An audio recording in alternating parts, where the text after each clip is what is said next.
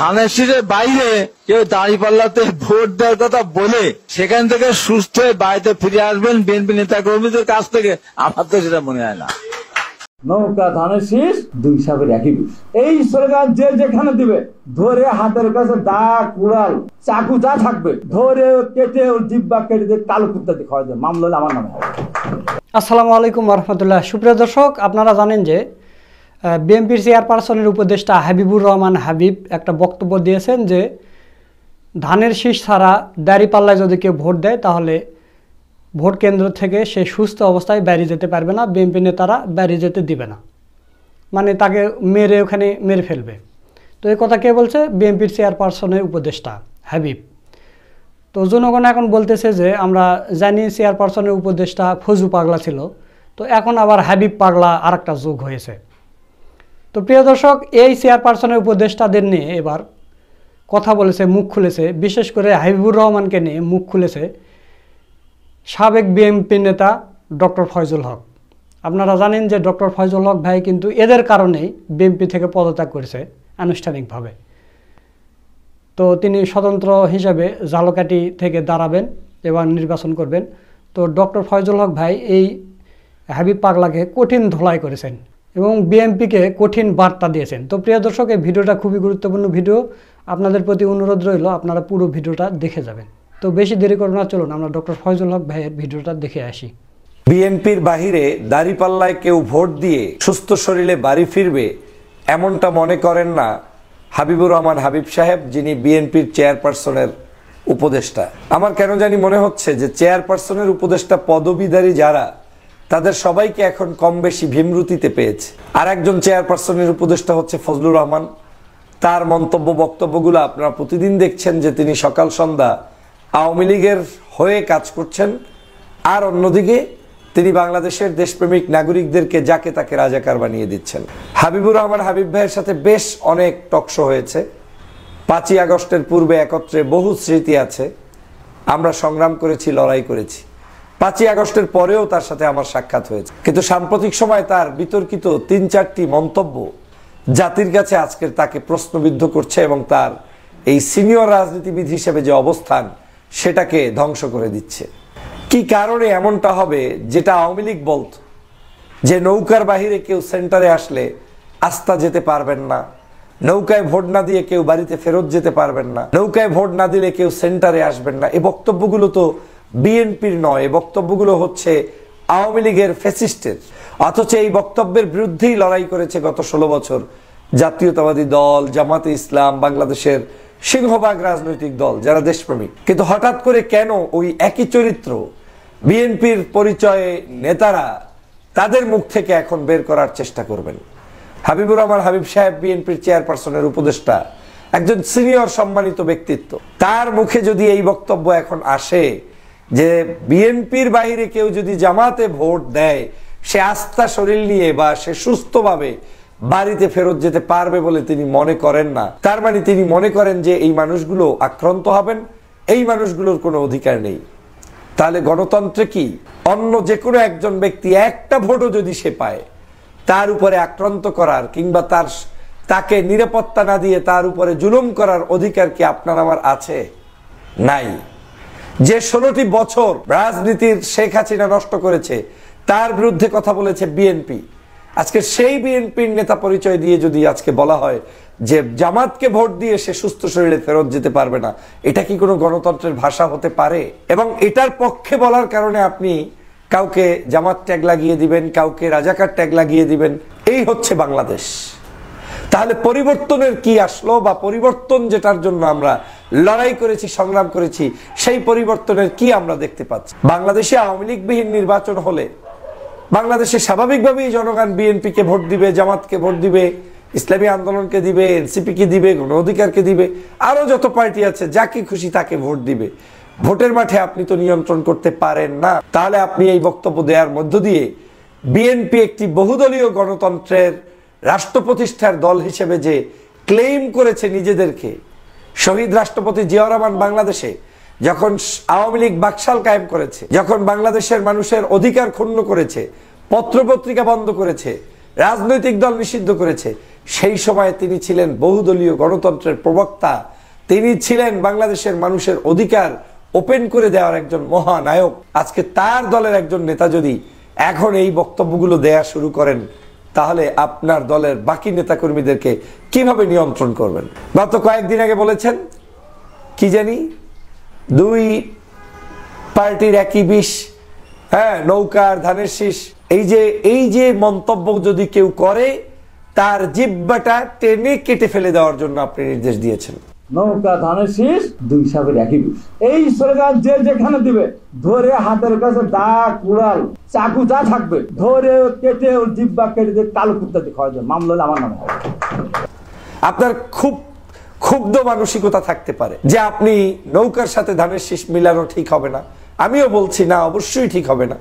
Awami League fascist, তার সাথে বাংলাদেশে কোনো রাজনৈতিক দলের সাথে বিন্দুমাত্র তুলনা দেওয়ার সুযোগ নেই। কিন্তু এর মানে এই নয় যে আপনি কারো জিহ্বাটা আপনি ওখান থেকে দা পান, কুড়াল পান, যেখানে পান সেখান থেকে কেটে ছিন্ন বিচ্ছিন্ন করে ফেলবেন। এটা তো হতে পারে না, এটা তো সুন্দর বক্তব্য নয়, এটা তো কোনো অবস্থায় সঠিক কথা নয়। কিন্তু হাবিবুর রহমান সাহেব, আপনি এই মন্তব্য করে জাতির কাছে নিজেকে ছোট করেছেন, প্রশ্নবিদ্ধ হয়েছেন। এর আগেও আরেকটি অসংলগ্ন বক্তব্য এসেছে, যদিও সেই বিষয়টি পরবর্তীতে আপনি সংশোধন করার চেষ্টা করেছেন। ইমাম, মুয়াজ্জিন, জামাত ইসলামের লোকজন নিয়োগ পেতে পারবে না, এবং সেই নিয়োগ আপনার অঞ্চলে যাতে না হয় এ মন্তব্য করেছিলেন, কারণ আপনি তখন জামাতের সাথে আপনার ক্ষুব্ধ একটি অবস্থান ছিল। আটঘরিয়ার কোন মসজিদে জামাতের কোন ইমাম কোন মুয়াজ্জিন আযান দিতে পারবে না, জামাতের কোন ইমাম ইমামতি করতে পারবে না। এটা পরিষ্কার ঘোষণা। যেখানে যাবেন আগামী জুম্মায় প্রতিবাদ করবেন। জামাত ইসলামের কোন লোক, তারা মিথ্যা কথা বলে, এদের বিরুদ্ধে নামাজ হয় না। যাই হোক, এই তিনটি মন্তব্যই আমাকে ব্যথিত করেছে। আপনি একজন সিনিয়র রাজনীতিবিদ, আপনাদের কাছ থেকে বাংলাদেশের তরুণ প্রজন্ম, বর্তমান প্রজন্ম শিখবে, কিন্তু আজকে আপনারা বলছেন এই ধরনের বক্তব্য দিয়ে বাংলাদেশের মানুষের কাছে কিভাবে গণতন্ত্রের দাওয়াত পৌঁছাবেন, কিভাবে মানুষের ভোটাধিকার পৌঁছাবেন, কিভাবে মানুষের ন্যায্য অধিকারকে প্রতিষ্ঠিত করবেন। তার মানে হচ্ছে এই বাংলাদেশে যদি আপনার ভাষ্য অনুযায়ী জাতীয় সংসদ নির্বাচনের ক্ষেত্রেই যদি এই অবস্থা তৈরি করেন, যেটা অন্তর্বর্তীকালীন সরকারের নিয়ন্ত্রণে বা তত্ত্বাবধায়ক সরকারের মাধ্যমে হবে, তাহলে আগামী দিনে যদি সরকারের অধীনে যে কোনো নির্বাচন হয়, সেই নির্বাচনগুলোর অবস্থা কি দাঁড়াবে সেটা তো আপনার বক্তব্য থেকে স্পষ্ট। বিরোধী মতের কেউ তো আপনার ওখানে যেতেই পারবে না, বিরোধী আদর্শের কোনো মানুষকে আপনি তো সেখানে ঢুকতেই দিবেন না, বিরোধী মতের মানুষদেরকে আপনি তো সেখানে কাজ করতে দিবেন না। তাহলে গণতন্ত্র আসবে কোত্থেকে? এভাবেই আজকের আমাদের এই গণতন্ত্রকে ধ্বংস করে দেওয়া হচ্ছে, শেষ করে দেওয়া হচ্ছে। প্রিয় সহযোদ্ধা ভাইরা, দেশপ্রেমিক ভাই ও বোনেরা, আমাদের এই গণতন্ত্রের পথে এখন বাধা অনেক দূরের মানুষ নয়, আমাদের মধ্যেই লুকায়িত বিভিন্ন মানুষ রয়েছে। আমি জানি হাবিব ভাইয়ের পূর্বের ইতিহাস ভিন্ন দলের থাকতে পারে, ভিন্ন আদর্শের থাকতে পারে, তার বক্তব্যের মধ্য থেকে ওই আদর্শের কিছু আসবেই। ফজলুর রহমান সাহেবের তো স্পষ্ট তার কি আদর্শ লালন করে না করে তা তো এখন স্পষ্ট হয়ে যাচ্ছে জাতির কাছে। তিনি তো 24 ঘন্টাই আওয়ামী লীগকে নিয়েই ব্যস্ত, বিএনপিকে নিয়ে তার কোনো চিন্তাই নাই। কিন্তু দুঃখজনক হলেও সত্য, এই মানুষগুলো একটা শোকাচো খায় না, এই মানুষগুলোকে এখন পর্যন্ত কেউ ওয়ার্নিংও দেয় না, এই মানুষগুলোকে এখনো টকশোতে নিয়ে নিয়ে বিতর্কিত মন্তব্য করিয়ে তারপরে আজকের বাংলাদেশের কঠিন এক পরিস্থিতির মধ্যে দেশটাকে নিয়ে যাচ্ছে কেউ কেউ। অনেক সাংবাদিকরাও এদের কাছে এমন কিছু প্রশ্ন করে যেই প্রশ্নের উত্তরগুলোর মধ্য দিয়ে আমরা আজকে দেখতে পাচ্ছি তাদের ভিতরে লুকায়িত সেই সকল কালো অধ্যায়গুলো। কিভাবে ফজলুর রহমান সাহেব বাংলাদেশের যারা আজকের বিপ্লব সাধিত করেছে সেই বিপ্লবীদেরকে, সেই সকল যুবক তরুণদেরকে রাজাকার বলেন, রাজাকারের বাচ্চা বলেন। এখন আমার দলের স্লোগান কি বলেন? জামাত শিবির রাজাকার, এই মুহূর্তে বাংলাদেশ। জামাত শিবির রাজাকার, এই মুহূর্তে বাংলাদেশ। যেটা শেখ হাসিনা পূর্বে বলে গিয়েছিল, আজ এই বাংলাদেশের প্রত্যেকটি সেক্টরে এই একই অবস্থা বিরাজ করছে। অতএব এই ধরনের মন্তব্য বক্তব্য দিয়ে বাংলাদেশের মানুষের হৃদয় অর্জন করা তো যাবেই না, বরং আপনাদের থেকে বাংলাদেশের জনগণকে সতর্ক হওয়ার আহ্বান জানাই। এই মানুষগুলোর ব্যাপারে আমাদেরকে সতর্ক হতে হবে এবং তাদের জন্য আমাদের গণতন্ত্র ব্যাহত হোক সেটা আমরা কোনোদিন হতে দেব না। তাদের এই সকল কথাবার্তাগুলোকে সামনে রেখেই আগামী দিনের বাংলাদেশের গণতন্ত্রের পথে যে বাধা, সেই বাধা আমাদেরকে অতিক্রম করতেই হবে। না হয় এই বাংলাদেশ স্বাধীনভাবে থাকবে না।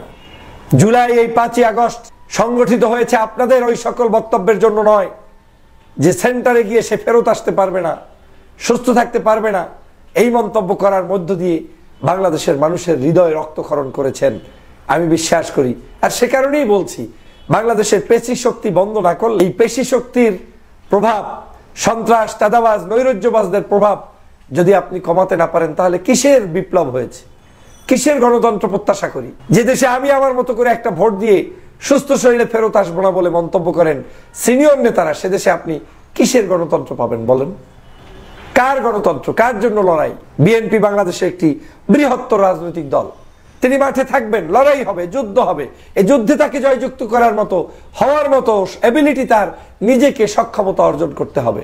তাই বলে যারা ভালো করতে পারে ভেবে তাদেরকে সেন্টার থেকে বয়কট করতে হবে, জামাতে মানুষ যোগ দিতে পারে ভেবে তাদের উপরে আক্রমণের মানসিকতা পোষণ করতে হবে, এটা তো সুন্দর কাজ না।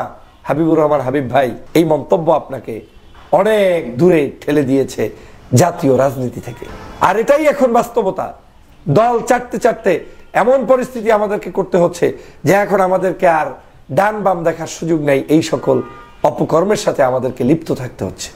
প্রিয় সহযোদ্ধা ভাইরা, অতএব আসুন আমরা সবাই মিলে গণতন্ত্র প্রতিষ্ঠার জন্য সংগ্রাম করি এবং সে গণতন্ত্র হতে হবে ন্যায্যতার ভিত্তিতে। এই সরকারকে সতর্ক হওয়ার আহ্বান জানাই। এই হাবিব ভাইদের বক্তব্য থেকেই আপনারা সতর্কতা অবলম্বন করুন। আপনাদের পথে আগামী নির্বাচনে কারা কারা বাধা প্রদান করতে পারে সেটা আপনারা এখনই তালিকা করে দেখতে পারেন। আর যদি সেটা করতে না পারেন তাহলে সামনের পথ অন্ধকার। সুপ্রিয় দর্শক, আপনারা ডক্টর ফয়জুল হক ভাইয়ের ভিডিওটা দেখলেন। তো ফয়জুল হক ভাইয়ের কথাগুলো কেমন লেগেছে তা অবশ্যই কমেন্ট করে জানিয়ে দেবেন। ভিডিওটা ভালো লাগলে শেয়ার করবেন। সকলকে ধন্যবাদ। আসসালামু আলাইকুম ওয়া রাহমাতুল্লাহ।